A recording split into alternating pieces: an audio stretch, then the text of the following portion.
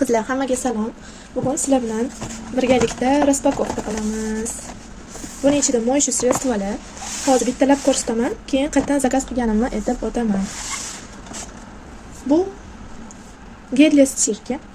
Buni kichkinaligiga ahamiyat bermanglar, juda kuchli. Mana bitta mash idishi o'zi 3 kilolik parashokka hajmini beradi. Bu yerda oynaga sprey,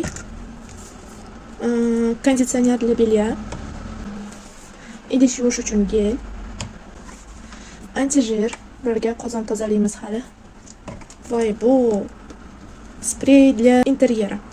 Короче, buni hidi juda zo'r ekan. 5 xilmi, 6 xil hididan men shuni tanlab oldim.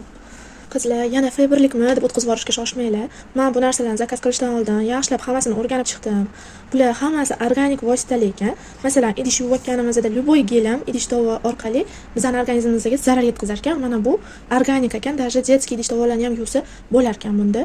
Men bu konditsioner bilan gelli bo'lsa, chaqaloqlarning kiyimiga ham, kattalarnikiga ham bemalol ishlatsa bo'lar ekan. Barakali juda ham.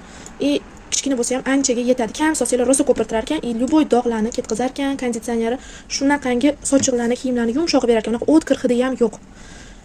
Tak что mana sevib ko'rdim qizlar, vashshe hidi dahshat, sevdim shuni. Bu bo'lsa hali ishlatib ko'rsataman sizlarga. Oynalarda umuman barmoq izlarini qoldirmaydi. Mening kichkina bolalarim bo'lgani uchun bu menga katta problema. Oynani har kuni necha mahallab artaman, o'g'lim ushlab ketaveradi oynalarni. Buni ham sinab sizlarga ko'rsataman.